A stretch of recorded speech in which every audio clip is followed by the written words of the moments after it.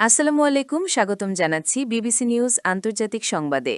শুরুতেই সংবাদ শিরোনাম, এরপর বিস্তারিত। ইসরায়েলের শতাধিক শহরে একযোগে হিজবুল্লাহ ইরানের হামলা। মার্কিন রণতরী তাড়িয়ে হরমুজ প্রণালীর পূর্ণ নিয়ন্ত্রণ নিল ইরান।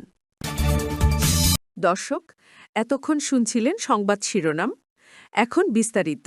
আপনি যদি ইসরায়েলের ধ্বংস চান এবং মুসলিমদের পাশে থাকেন, তাহলে ভিডিওতে লাইক করে চ্যানেলটি অবশ্যই সাবস্ক্রাইব করে দিবেন এবং আপনার মূল্যবান মতামত অবশ্যই কমেন্টে লিখে জানিয়ে দিবেন।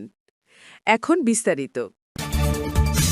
ইসরায়েলের শতাধিক শহরে একযোগে হিজবুল্লাহ ইরানের হামলা। ইরানে মার্কিন ইসরায়েলি আগ্রাসনের ৩০তম দিনে পাল্টা আক্রমণ উল্লেখযোগ্যভাবে বাড়িয়ে দিয়েছে তেহরান। এতে যুক্ত হয়েছে লেবাননের প্রতিরোধ যোদ্ধা গোষ্ঠী হিজবুল্লাহ। এই দুই পক্ষের যৌথ হামলায় ক্ষণে ক্ষণে কেঁপে উঠছে ইসরায়েলের বিভিন্ন শহর। এরই অংশ হিসেবে আজ রোববার ২৯ মার্চ একযোগে উগ্র ইহুদিবাদী ভূখণ্ডের শতাধিক শহরকে লক্ষ্যবস্তু করেছে ইরান ও হিজবুল্লাহ। ইসরায়েলি গণমাধ্যম জানিয়েছে, উত্তর ইসরায়েলে ইরানি হামলার সঙ্গে হিজবুল্লাহর রকেট হামলাও শুরু হয়েছে। এই জোড়া হামলার কারণে ১০০টিরও বেশি শহরে সতর্ক সংকেত বা সাইরেন বাজানো হয়েছে। মার্কিন রণতরী তাড়িয়ে হরমুজ প্রণালীর পূর্ণ নিয়ন্ত্রণ নিল ইরান।